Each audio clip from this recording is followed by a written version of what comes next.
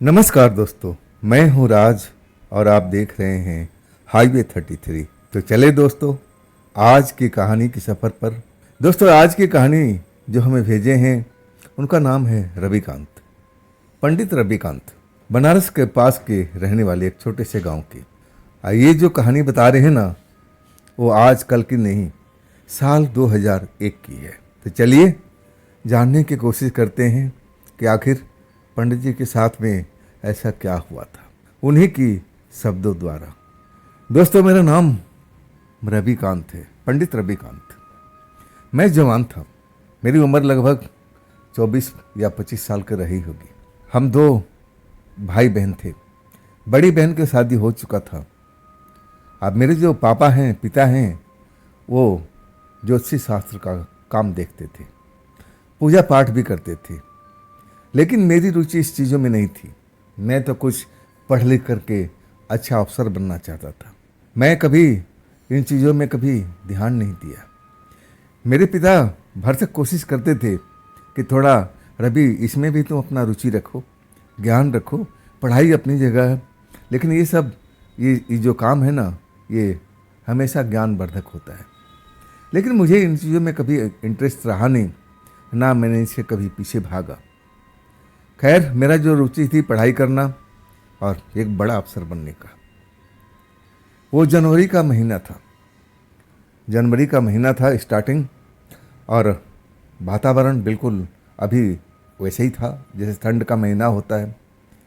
Fog होता था सुबह सुबह के टाइम में, शाम होते ही धुंध घेर लेता था। हमारा जो घर था ना गांव से थोड़ा सा अलग हट करके, नया नया घर बनाए थे मेरे पिताजी। अब पुराना जो घर था, पिताजी 3 भाई थे तो बंटवारा हो चुका था, हमें खाली प्लॉट मिला था। इसके बाद हमारे पिता ने वहाँ पर घर का निर्माण कराया और तब से हम लोग उसी घर में रहने लगे थे। इस घर को बने हुए लगभग 6 महीना हुआ था।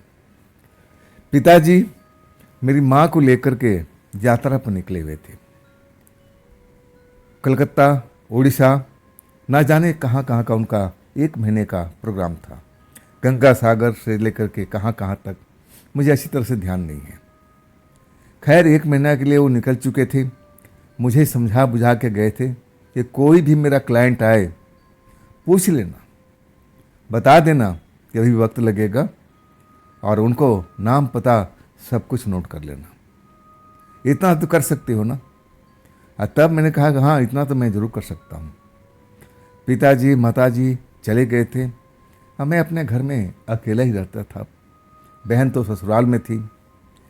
मैं अपने हाथों से खुद खाना वाना बनाता था और खुद ही अपना जो कुछ काम करना होता था सब करता था। पढ़ाई भी करता था। रात तक मैं जगा रहता था पढ़ाई के बाबत। एक रात को जब मैं पढ़ाई कर रहा था, ऊपर वाली मंजिल पर, 2 मंजिल का हमारा मकान था, ऊपर वाले में हमने अपना डेरा जमा रखा था। थोड़ा शांति थी और मैं अपना मज़े से स्टडी करता था, पढ़ाई कर रहा था, लालटेन जल रही थी। अब इसके बाद नीचे वाली मंजिल का जो मेन गेट था उसके दरवाजे पर दस्तक होने लगा। पहले धीरे धीरे और फिर तेज तेज से। मैं घड़ी देखता हूँ तो रात का करीब 10 बज चुका है। मन ही मन सोचता हूँ कि आखिर कौन हो सकता है भाई, कौन हो सकता है? माता पिता तो अभी कुछ ही दिन पहले गंगा सागर गए हैं, तो कौन हो सकता है? कोई रिश्तेदार? मैं यही सोचा कि कोई शायद ना कोई रिश्तेदार होगा या फिर कोई पड़ोसी होगा, कोई ना कोई काम जरूर होगा। उस टाइम मैं तो यही समझा था कि शायद कोई पड़ोसी होगा या कोई दूर का रिश्तेदार आ गया होगा। मैं जाता हूँ, दरवाज़ा खोल देता हूँ। बाहर धुंध ही धुंध हुआ पड़ा है। अब ठंडी का मौसम था, जनवरी का, तो ये तो लाजमी था। मैं देखने की कोशिश करता हूँ कि आखिर कौन है, लेकिन मुझे कोई दिखाई नहीं देता है। मैं आवाज़ भी लगाता हूँ, भाई कौन है बाहर में? दरवाज़ा कौन अभी खटखटाया था? आसपास कोई मुझे नज़र नहीं आता है। लेकिन मैं जो भी स्पष्ट सुना था अपने कानों से पढ़ाई करते हुए, धीरे धीरे आवाज़ और फिर ज़ोर ज़ोर से दस्तक दरवाजे पर होने लगी थी। तो इतनी देर में कहाँ वो लोग चले गए? कौन थे वो लोग? जब मुझे कोई दिखाई नहीं देता है ना, तब मैं दरवाज़ा को बंद कर देता हूँ। फिर अपने वाले वो कमरे में आ जाता हूँ, ऊपर के मंजिल में अपनी पढ़ाई में ध्यान देने लगता हूँ। करीब आधा घंटा बीतता है। अब इसके बाद फिर दरवाजे पर दस्तक होने लगता है। इस बार मैं जाता नहीं हूँ, आवाज़ सुनने की कोशिश करता हूँ कि आखिर हमारे दरवाजे पे ही हो रहा दस्तक ना।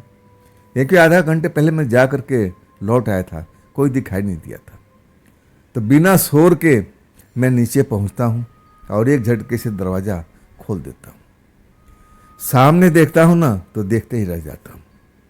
मैं देखता हूँ कि एक मेरी ही उम्र की, हम उम्र की एक लड़की, चेहरे पर पल्लू डाले हुए, सफ़ेद कपड़ों में बॉर्डर किया हुआ, चमकता हुआ खड़ी है। जब मैं उसकी आंखों में देखता हूँ ना तो मैं देखते रह जाता हूँ। इतनी प्यारी उसकी सूरत थी और सफ़ेद कपड़ों में तो और भी खूबसूरत लग रही थी, दुपट्टा ओढ़े हुए। मैं कई पल उसको बस उसी के देखने में खो जाता हूँ। तब वो बोलती है, पंडित जी कहाँ हैं? पंडित जी कहाँ हैं? 2-3 बार वो बोलती है, तब मेरा ध्यान टूटता है। मैं बोलता हूँ, पंडित जी तो गए हुए हैं गंगा सागर, पता नहीं, अब 1 महीने का उनका प्रोग्राम है, 1 महीने के बाद में लौटेंगे। कोई काम था क्या पंडित जी से? तब वो कहने लगी, तुम कौन हो? तुम कौन हो? मैं उसकी तरफ देख करके मैं बताता हूँ कि मैं पंडित जी का बेटा हूँ, बताइए कोई काम है क्या? तब कहने लगी, हाँ काम ही तो था, तभी तो मैं आई हूँ, बहुत दूर से आई हूँ, क्या मैं बाहर ही खड़ी रहूँगी? मैं जैसे होश में आता हूँ और कहता हूँ, नहीं नहीं अंदर चलिए, ठंड का टाइम है। अंदर आ जाती, दरवाज़ा बंद करता हूँ और फिर मम्मी पापा वाला कमरा खोल देता हूँ, जो सही ढंग से थोड़ा सा कमरा था, और वहाँ पर मैं कुर्सी पर बैठने के लिए बोलता हूँ। बैठ जाती है। पानी ला के देता हूँ तो पानी मना कर देती है कि नहीं, मुझे प्यास नहीं है अभी, मैं बहुत दूर से चल के आई हूँ, मुझे पंडित जी से मिलना था। मैंने बोला कि देखिए, मैं आपको तो बता ही चुका हूँ कि पंडित जी है नहीं, महीने दिन के लिए बाहर गए हुए हैं, गंगा सागर गए हैं, फिर उड़ीसा का वो मंदिर सब घूम के आएंगे, जगन्नाथपुरी का, तो टाइम तो लग ही जाएगा, बताइए क्या कैसा काम था? तब वो कहने लगी कि देखो, मैं पास से तो हूँ नहीं, मैं दूर से आई हूँ। अब मैं आपके पापा से पहले भी मिल चुकी हूँ, मैंने उनको एक काम दिया था, वो काम करना था, लेकिन अभी तक आपके पापा ने वो काम को पूरा नहीं किया। मैं इसी सिलसिले में आई थी। मैं कहने लगा कि ठीक है, आप दूर से आई हैं तो आप हमारे यहाँ पर रात गुजारिए, सुबह में आप आराम से चल जाइएगा। देखिए, माफ़ कीजिएगा, अभी मेरे पास में कुछ खाने पीने के लिए नहीं है, ज़्यादा से ज़्यादा मैं आपके लिए चाय बना सकता हूँ। तब कहने कि नहीं नहीं, मुझे भूख नहीं है, मैं खाना पीना सब खा के आई हूँ। मैं उस लड़की को खूबसूरती के जाल में फंस चुका था। इतनी वो लड़की खूबसूरत थी कि मैं बस उनमें खो सा गया था। मेरा तो मन तो कर रहा था कि ये लड़की हमारे घर से कभी ना जाए, लेकिन कह रही थी कि मैं दूर गांव के रहने वाली हूँ, पापा का मैं आपका कोई काम दिया था और उसी सिलसिले में मैं आई हूँ। खैर, मैं बता दिया कि देखिए, आप दूर से आई हैं तो आराम कीजिए, ये रहा बिस्तर, ये रहा पलंग, पानी यहाँ पर है, सब कुछ है, आप आराम कीजिए और सुबह में आपको जहाँ जाना है चले जाइएगा, लेकिन जाने से पहले सब कुछ अपना नाम पता मेरे को लिखवा दीजिएगा, ताकि मेरे पिताजी आए तो मैं उनको बता सकूं। तब कहने कि ठीक है, सुबह जाने से पहले मैं सब कुछ लिखवा दूंगी, क्या मैं आराम कर लूं, थकी हुई हूं। मैंने बोला हाँ हाँ, इसीलिए तो। अब इसके बाद मैं जाते जाते बोलता हूं कि दरवाज़ा अंदर से बंद कर लीजिएगा। अब मैं ऊपर वाले मंजिल पर रहता हूं, वहीं मेरा अब पढ़ाई भी करता हूं और वहीं पर सोता भी हूं। अगर किसी चीज़ की ज़रूरत पड़े तो आप बेझिझक आकर के मुझे बोल दीजिएगा। इसके बाद मेरा मन तो नहीं कर रहा था कि उस लड़की को छोड़ करके अब मैं ऊपर के मंजिल पर जाऊं, लेकिन मैं कितना देर तक उसको निहारता, कहीं उसको बुरा लग जाए। मैं यही सोच करके अब अपने कमरे में ऊपर वाले मंजिल में आ जाता हूँ। इसके बाद मेरी पढ़ाई में मन लगता ही नहीं है, बस ऐसा लग रहा है कि उसका शक्ल मेरे सामने में है।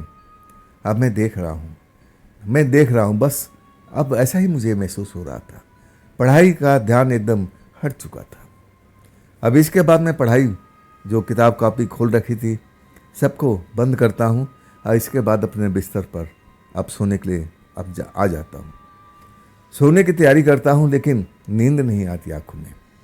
ऐसा न जाने क्या हो गया था।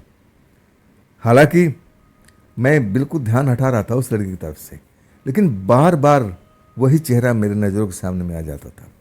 बड़ी बड़ी बिल्लौरी आंखें, अब उसका सुंदर चेहरा। मैं बार बार भटक रहा था लेकिन मैं अपना ध्यान उसे हटा करके अब फिर सो गया था। कब मुझे गहरी नींद आ गई और पता भी नहीं चला। जब दरवाजे पर दस्तक होता है तब मेरी नींद उठती है, खुलती है। मैं कई पल तो मैं सोचता रहा कि कौन हो सकता है। मुझे ध्यान ही नहीं था कि मेरे घर में एक आगंतुक लड़की आ चुकी है जिसको मैं जानता नहीं, हमारे घर के अंदर में है, आराम कर रही है। और तब मुझे लगा कि हाँ वही हो सकती है। दरवाज़ा खोल देता हूँ। लड़की एकदम डरी हुई हालत में थी, जैसे लग रहा कि उसके पीछे में बहुत सारे भूत लगे हों। घबराई हुई जैसे दरवाज़ा खोलता हूँ ना, अंदर आ जाती है, मुझसे लिपट जाती है, कांपती हुई दिखाई दे रही है। मैं एकदम आश्चर्य में पड़ जाता हूँ कि आखिर ये हुआ क्या इसके साथ में। मैं पूछता हूँ, अरे क्या हुआ आपके साथ में, इतनी घबराई हुई क्यों लग रही है, क्या बात हो गया। कुछ बोल नहीं रही थी, मुझे बाहों में भर रखी थी मुझे, जैसे वो मुझे छोड़ना नहीं चाहती हो, डरी हुई हो, बदन कांप रहा था। मैं उसे बार बार पूछता हूँ कि बताइए दिक्कत क्या है, आप क्यों डरी हुई हैं, परेशानी क्या है। तब करी नीचे में भूत है, नीचे में भूत है। जब उसकी बात सुनता हूँ ना तो मैं शांत कराने की कोशिश करता हूँ। कहता हूँ कि मेरे घर में कोई भूत प्रेत का वास नहीं है, यहाँ पर कोई भूत प्रेत नहीं है, आप शांत हो जाइए, इस घर में कोई भूत प्रेत नहीं है। मैं बार बार उसको कह रहा था लेकिन वो डरी हुई थी, मेरे से काफ़ी ज़ोर से अब मुझे भींच रखी थी, जैसे मुझे छोड़ना नहीं चाहती।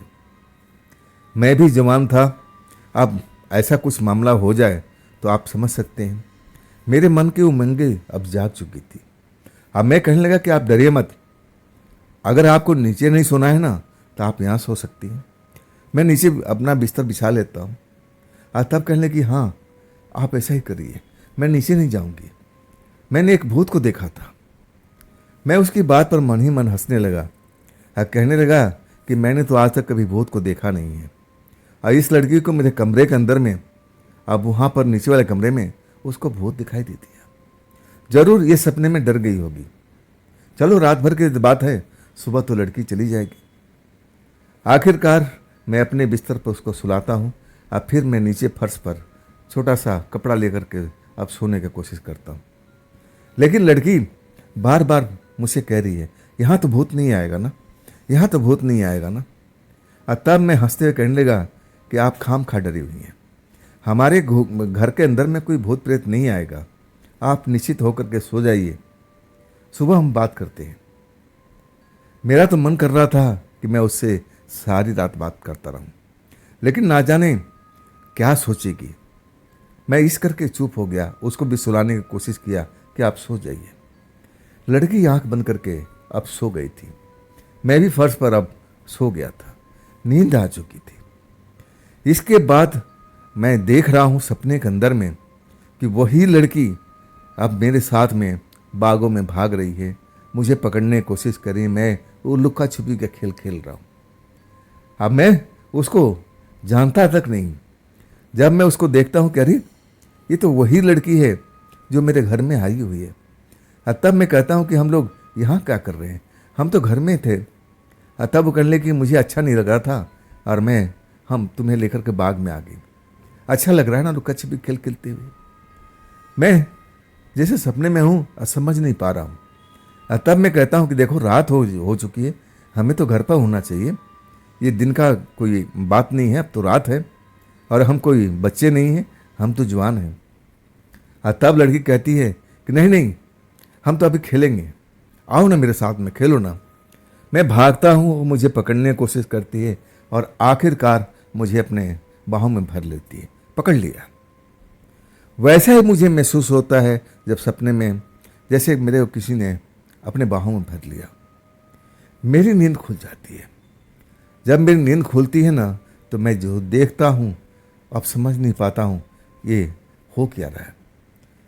पलंग छोड़ करके जो नीचे में सोया हुआ था, और उस जगह पर अब मुझे बाहों में भर करके चिपकी हुई और सो रही है। बड़ा ही खूबसूरत लग रही है सोते वक्त में। आखिरकार मैं थोड़ा सा सहम जाता हूँ। जवान लड़की है, अब मन तो डरता ही है कि ना जाने अब इसके मन में क्या चल रहा हो, ये सपने में होगी।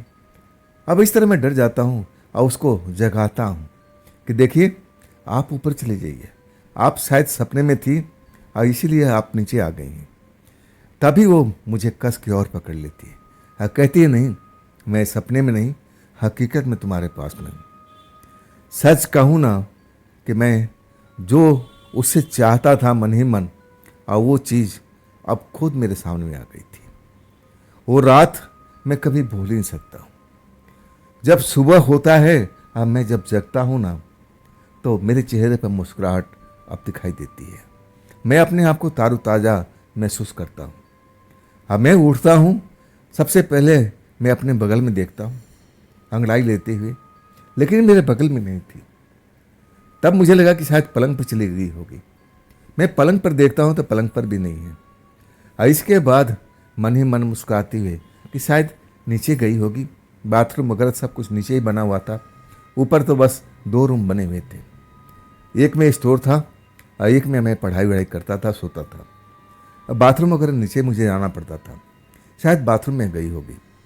मैं नीचे जाता हूँ मन ही मन मुस्कुराते हुए कि चलो मेरी रात तो बड़ा अच्छी कटी। जब नीचे जाता हूँ, बाथरूम का दरवाज़ा खुला हुआ, कोई भी नहीं है। मैं उस कमरे में आता हूँ जहाँ उसको मैं सोने के लिए बोला था, वो कमरा भी खुला हुआ है। अंदर जाता हूँ तो मुझे लगा कि शायद कमरा तो खुला हुआ है, इसी कमरे में होगी, लेकिन जाने के बाद वो दिखाई नहीं देती है। इसके बाद सारा जो कमरे होते हैं सब में मैं देख लेता हूँ, छानबीन कर लेता हूँ, लेकिन वो मिलती नहीं है। आखिरकार मुझे अब लगने लगा कि ये लड़की कहाँ गई, कहीं चली तो नहीं गई। जब मैं मेन दरवाजे पर जाता हूँ तो दरवाज़ा बाकी में खुला हुआ था, भिड़ा हुआ था। मतलब अंदर की जो सिटकनी थी वो खोल करके बाहर चली गई थी। मैं समझ गया कि लड़की जहाँ से आई थी वापस चली गई है। शायद मैं उस टाइम उठ नहीं पाया, या फिर वो शर्म लिहाज से अब रात में मेरे साथ में जैसा किया था, शायद उसको शर्म आ रही होगी। अब बिना बोले हुए, अब बिना बताए हुए वो चली गई। मैं ही अब बहुत खुश था, लेकिन मन में एक तकलीफ था कि आखिर जाते जाते मुझे क्यों नहीं उठाई। आखिर मैं पिताजी को उसका नाम पता कैसे बताऊंगा। मैं तो नाम पता भी अब उसका पूछा नहीं था, मन में यही मलाल था। खैर अब वो चली गई थी, लेकिन मुझे अब उसकी याद आ रही थी। अब जाने के बाद मैं अपने जो भी नित्य के जो काम था अपना मैं कर रहा था। ऐसा करते हुए मुझे 5 दिन और बीत चुका था। 5-6 दिन, मैं ठीक से याद नहीं है, 5-6 दिन बीत चुका था। फिर मैं रात को सो रहा था ऊपर वाले मंजिल पर। फिर दरवाजे पर दस्तक होता है। मैं जाता हूँ, दरवाज़ा खोलता हूँ, वही लड़की सामने खड़ी दिखाई देती है। बिल्कुल कपड़ा लत्ता सब कुछ, कोई बदलाव नहीं, जैसे मैं उस रात देखा था सेम टू सेम वैसे ही था। मैं जब उसको देखता हूँ उसके चेहरे पर मुस्कुराहट आती है, मेरे आंखों में आंखें डाल करके मुस्कुराती है। कहती है पापा नहीं आए ना अभी। मैंने बोला नहीं, मैं आपको बताया था ना कि उनको आने में टाइम लगेगा, महीना से ज़्यादा लग सकता है। तब वो चुपचाप खड़ी हो गई। मैं समझ गया कि दूर के रहने वाली है, कोई ज़रूरी काम है, तभी आई है। मैं उसको अंदर ले आता हूँ, मम्मी पापा वाला कमरे में बिठाता हूँ जैसे मैंने पहले किया था। मैं उसकी तरफ देखते हुए कहा कि आप उस सुबह में मुझे कुछ बताए हुए बिना आप चली गई दरवाज़ा भेड़ करके। बोली हाँ, मुझे एक ज़रूरी काम याद आ गया था। अब मैं वो ज़रूरी काम निपटाना चाहती थी। अब मुझे लगा कि मैं आपसे बता के जाऊं, लेकिन आप गहरी नींद में सो रहे थे। सोते हुए बहुत ही आप अच्छे दिख रहे थे, मैं उठाना नहीं चाहती थी, शायद आप सपने में खोए हुए थे। अब मैं चुपचाप निकल गई। आखिरकार अब वो दोस्ती तो मेरी हो ही चुकी थी। अब इसके बाद मैं वही बोलता हूँ कि देखिए, खाना पीना तो आप खा के आई होगी। तब कर ले कि हाँ, खाना पीना मैं खा के आई हूँ। मैं बोला कि बस आप भी नीचे रुक जाइए। तब वो कहने लगी नहीं नहीं, हम ऊपर ही चलते हैं। मेरे दिल की मुराद जैसे पूरी हो चुकी थी। हमारे कमरे में आती है और फिर हम फर्श पर काहे के लिए सोने जाए। हम उसी पलंग पर सोते हैं, बहुत देर तक बातचीत करते हुए प्रेम करते हैं। अब मैं उसका नाम भी पूछता हूँ, जैसी वो सुंदर थी और उसका सुंदर नाम भी था। मैं आने के कारण पूछता हूँ कि आपको मेरी पापा से क्या काम है। तब कहते हैं कि आपका पापा जानते हैं। जब आप मेरा नाम बताओगे ना तो वो जान जाएंगे। मुझे बताने की जरूरत नहीं पड़ेगी। अब इसके बाद मैं ज़्यादा इंक्वायरी भी नहीं करता हूँ और वो रात भी हमारा बहुत अच्छा गुजरता है। जब मैं सुबह उठता हूँ ना, जैसे पहले वो चली गई थी वैसे सुबह में चली गई है, बिना बताए हुए। कब गई मुझे कुछ भी याद नहीं है। नीचे जाता हूँ, पूरा कमरा छानबीन करता हूँ, लेकिन थी नहीं। दरवाज़ा मेन गेट जो था भिड़ा हुआ था। मैं समझ गया कि वो निकल गई है। अब इसके बाद 10 दिन के बाद फिर वो आती है। रात के टाइम जैसे उसका फिक्स था 10 बजे के आसपास में दरवाज़ा खटखटाती है। मैं दौड़ के जाता हूँ। अब फिर वही सवाल वही जवाब, पापा आगे क्या? मैं बोलता हूँ नहीं। उसके चेहरे पर थोड़ा सा उदासी आ जाती है। कब तक आएंगे? अब तक तो आ जाना चाहिए था। मैं बोलता हूँ कि अंदर चलिए, आराम से बैठ के बात करते हैं। तब वो आती है, लेकिन आज उसका चेहरा था ना, उदासी में घिरा हुआ था। मैं उसका उदासी के कारण पूछता हूँ कि बताइए, आपके चेहरे पर आज उदासी क्यों दिख रही है? हमेशा तो आप मुस्कुराते हुए आती हैं, आज चेहरा क्यों उदास हुआ पड़ा है? पानी वानी पूछता हूँ, मना कर देती कि नहीं, मुझे प्यास नहीं है। खाने को तो मैं पूछ ही नहीं सकता था। अब मुझे मालूम है कि लड़की आएगी तो मैं उसके लिए खाना बना देता। अब इस टाइम मैं खाने के लिए पूछता नहीं।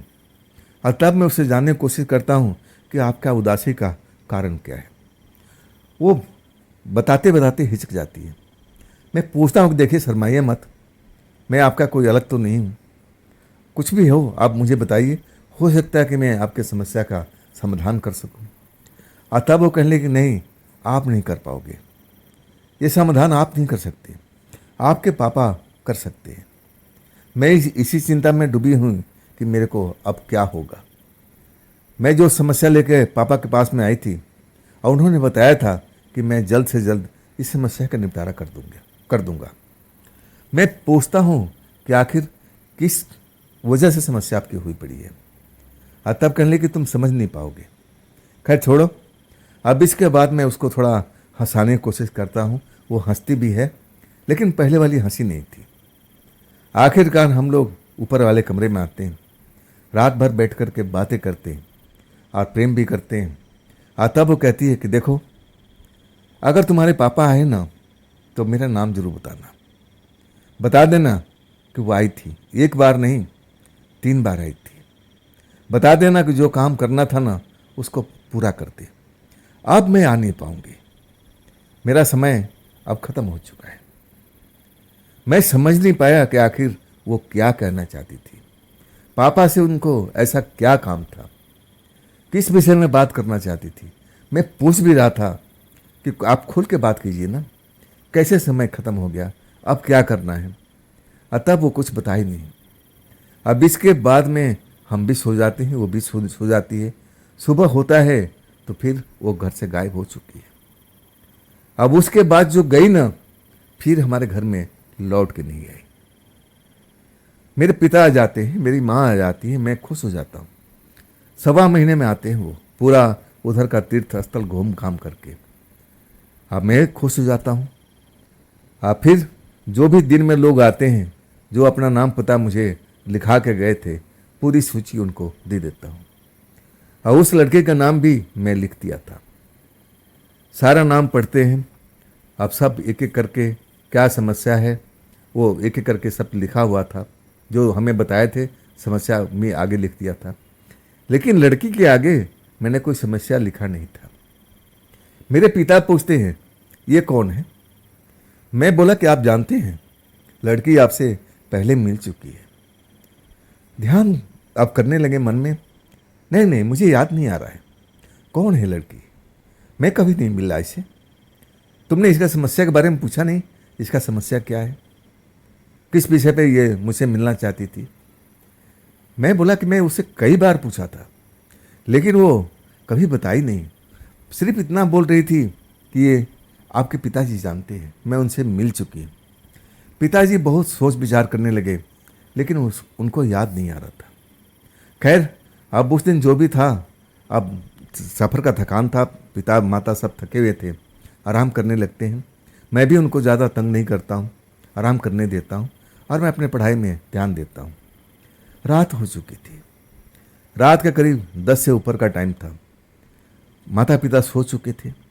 अब इसके बाद दरवाजे पर दस्तक होता है, 2-3 बार जोर जोर से दरवाजे पर दस्तक होता है। मैं डर गया था, कहीं वही लड़की होगी तो। अब तो मेरे घर में माता पिता आ चुके हैं, तो मैं अब क्या करूं, मैं क्या करूं।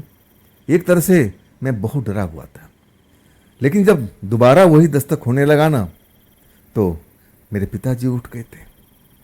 मैं ऊपर से देख रहा था, मैं डरा हुआ था कि कहीं वही लड़की तो नहीं है, वही लड़की तो नहीं है। पिताजी जाकर दरवाज़ा खोलते हैं और फिर इधर उधर देखते हैं, आवाज़ लगाते हैं कि कौन है भाई, बाहर में कौन है, कौन है जो हमारे घर के अंदर दस्तक दे रहा था, दिखाई क्यों नहीं दे रहे हो। 1-2 बार और आवाज़ लगाते हैं। जब कोई जवाब नहीं देता है तो दरवाज़ा बंद कर देते हैं। मैं ऊपर से देखता रहता हूँ। इसके बाद पिताजी फिर सो जाते हैं। घंटा एक और बीत जाता है, मैं भी नींद में था और तभी दरवाज़ा पर फिर दस्तक होता है। इस बार मेरे अब जल्दी में उठ जाता हूँ। मैं दरवाज़ा पर जा नहीं सकता, नीचे में माता पिता थे। और आखिरकार जब दरवाज़ा नहीं खुलता ना मेरे माता पिता का, और तब मैं भागता हूँ, जाकर दरवाज़ा खोलता हूँ। जैसे दरवाज़ा खोलता हूँ ना, वही लड़की मुझे दिखाई देती है, लेकिन आज एक अलग रंग और आज अलग रूप में। उसकी जो आंखें थी ना, जैसे चमक रही थी। चेहरे पर अब लाल जैसे दिखाई देता था, सुर्ख चेहरा। बाल जो थे ना, जो हमेशा दुपट्टा ओढ़े रहती थी, वो दुपट्टा था ही नहीं, बाल खुले हुए और हवा में जैसे उड़ रहे थे। मुझे देखते ही मेरा हाथ पकड़ लेती है, चलो अब मैं तुमसे बोली थी ना कि मेरा काम को बता देना, तुमने बताया नहीं अपने पिता को। उसी टाइम जैसे मेरे पिता का दरवाज़ा खुल गया था, वो जानने की कोशिश करने लगे कि आखिर बाहर में शोर क्या हो रहा है। जैसे ही गेट पर आते हैं, और वो लड़की तो मेरा हाथ पकड़ करके बाहर में खींच रही थी। गेट पर आते ही अब मेरे पिताजी जोर से चिल्लाए, छोड़ो मेरे बेटे का हाथ, छोड़ो मेरे बेटे का हाथ। 3 बार चिल्लाए ना, और तब वो लड़की डर करके हाथ छोड़ देती है, दूर जाके खड़ी हो जाती है। मेरी तो हालत खराब हो गई थी, ये क्या बला थी भाई, मेरे साथ में अब 3 रात रुकी थी। ऐसा तो उसका शकल सूरत मैंने अब देखा नहीं था, जैसे आज मैं देख रहा हूँ। आंखें चमकती हुई, चेहरा एकदम लाल लाल दिखाई दे रहा है, जैसे एकदम बाल उजड़े हुए से दिखाई दे रहा है। ये हो क्या आया इस लड़की को, अब मेरा हाथ पकड़ के क्यों खींच रही थी। जब मेरे पिताजी डांटते हैं ना 3 बार, तब वो लड़की मेरी हाथ छोड़ देती। मैं तो पिताजी के पास दौड़ के आ जाता हूँ, डरे हुए हालत में। मैं देख रहा हूँ ये इंसानों का आँख कभी चमकते नहीं, उसमें से कोई ऐसी रोशनी सी नहीं निकलती है, चमक नहीं निकलती है। मैं उसकी आंखें देख कर डर जाता हूँ। पिताजी कहते हैं कि तू क्यों आई यहाँ पर, मैं तुझे मना किया था ना कि मैं तेरा काम नहीं कर सकता। मैं ज्योतिष शास्त्र का काम करता हूँ, मैं कोई ऐसा काम नहीं करता। मैं भूत प्रेत को अब कहीं वो सेटल नहीं करता हूँ। मैं कोई तांत्रिक नहीं हूँ, मैं सिर्फ ज्योतिषी का ज्ञान रखता हूँ। मैं तुम्हें पहली बार भी बताया था और आज ही बता रहा हूँ, आज के बाद मेरे दरवाजे पर कभी तू नजर नहीं आएगी। आखिरकार जब पिताजी बोलते हैं ना, तब मुझे समझ में आता है कि शायद ये लड़की सही कह रही थी, मेरे पिता से पहले मिल चुकी थी और ये एक प्रेतात्मा है। तब मुझे समझ में आता है। मैं तो खौफ में भर गया था। वो रात में याद करने लगा कि मैंने एक प्रेतात्मा के साथ रात बिताई थी, एक नहीं 3 रातें। मैं डर चुका था। लेकिन लड़की भी वो जा नहीं रही थी। मेरे पिता उसको बार बार धमका रहे थे कि तू यहाँ चली जाए, किसी तांत्रिक के पास जा, अपना इलाज करा, वो तुझे मुक्ति दिला देगा। मेरे बस का नहीं है, मैं ऐसा काम नहीं करता हूँ। लड़की का आवाज़ बदल चुका था और कहने लगी कि मैं हर किसी के पास में जा गई हूँ, हर किसी के पास में जाती हूँ कि मुझे मुक्ति कर दो, मुक्ति दिला दो, लेकिन सब मना कर देते हैं। आवाज़ भर्राई हुई सुनाई दे रही थी। मैं तो आपके पास में आई थी, मैं आपके पास आई थी कि आप मुझे अब मुक्ति दिला सकते हो, लेकिन आपने ही मना कर दिया। मैं जा रही हूँ, मैं जा रही हूँ, लेकिन दोबारा फिर आऊँगी, फिर मैं दोबारा आऊँगी। मेरे पिता कहने लगे यहाँ पर आने की जरूरत नहीं है, चाहे तुम कितनी बार आओ, मैं तुम्हें इस काम में अब मुक्ति करा नहीं सकता, मैं कोई तांत्रिक नहीं हूँ, आज भी कह रहा हूँ। और उसके बाद वो अंधेरे में धुंध में लड़की गायब हो गई थी। मेरा मन तो कह रहा था कि सारी बातें अपने पिता को बता दूं, लेकिन एक खौफ था कि ये सब जानने के बाद मेरे पिता मेरे साथ क्या करते मुझे अच्छी तरह से पता था। मैं डरा हुआ था कि कहीं मेरे साथ में कुछ अनिष्ट ना हो जाए, कुछ ऐसी चीज़ें ना हो जाए, या आखिरकार मैं एक प्रेतात्मा के साथ रात बिताया था। मैं काफ़ी दिनों तक डरा रहा। मेरे पिता पूछते थे, अरे तेरे चेहरे बाहर 12 क्यों बजे हुए हैं, तो तेरे चेहरे पर हंसी मुस्कान क्यों नहीं है। तब मैं झूठी हंसियाँ हंसता था कि नहीं पिताजी, कुछ ऐसे ही पढ़ाई का बोझ है ना। आखिरकार मैं एक अफसर बन चुका था, पढ़ाई किया, सब कुछ किया, जो मेरी कामना थी वो मेरा पूरा हो चुका। लेकिन आज भी उस लड़की के बारे में सोचता हूँ कि आखिर एक प्रेतात्मा होकर के अब मेरे साथ मेरे कमरे में 3 रात बिताई। क्या क्या चाहती थी वो? एक मुक्ति तो चाहती थी। पिता चाहते तो कर सकते थे, लेकिन उन्होंने नहीं किया। साफ मना कर दिया कि मैं ज्योतिषी का ज्ञान रखता हूँ, मैं तांत्रिक नहीं हूँ। और उसका कहना था कि मैं कितने तांत्रिकों के पास जाके भटक आई हूँ और मैं फिर आऊँगी, लेकिन उसके बाद में मेरे पिता का पास में वो कभी नहीं आई, ना मेरे कभी घर का दरवाज़ा बजा था। इस घटना को तो अब काफ़ी साल बीत चुका है। मैं शादीशुदा हूँ और मेरे बच्चे भी हैं, सुंदर से 2। लेकिन कभी कभी उसका चेहरा मेरे आंखों के सामने आ जाता है। अब मुझे लगता है कि मैं खाम खा काफ़ी दिन तक डरा रहा। अगर उसने मेरे साथ में कुछ गलत करना होता तो जब मेरे कमरे में थी, मेरे बिस्तर पर थी, आज तभी वो मेरे साथ में जो करना था कर सकती थी, मुझे मार सकती थी, मुझे नुकसान पहुंचा सकती थी। मैं खाम क्या डरा था इतने दिनों तक। अब वाकई मैं 2-3 महीने तक डरा डरा सा था कि अब क्या होगा मेरे साथ में, अब क्या होगा। वो तो प्रेतात्मा है, मैंने उसके साथ रात बिताई। इसी डर में मैं काफ़ी दिन तक 2-3 महीने तक ऐसी डर में रहा और आखिरकार डर मेरा धीरे धीरे ख़त्म हुआ था। तो दोस्तों, ये थी आज की कहानी। कैसी लगी कहानी रवि कांत जी की, कमेंट में ज़रूर बताइएगा। और दोस्तों, अगर आपके पास भी ऐसी कोई घटना है जो आप मुझे बताना चाहते हो तो आप मुझे इंस्टाग्राम पर, मेरे मेल आईडी पर, मेरे व्हाट्सएप नंबर पर आप अपना घटना का विवरण भेज सकते हैं। और दोस्तों, ये भी चैनल आप ही का है, तो इसको भी अपना प्यार दीजिए, लाइक कीजिए, सब्सक्राइब कीजिए, हाइप कीजिए और अपने दोस्तों को शेयर भी कीजिए। और फिर हम मिलते हैं ना कल की रात इसी चैनल पर, इसी समय पर। आप लोग अपना ख्याल रखिएगा। नमस्कार।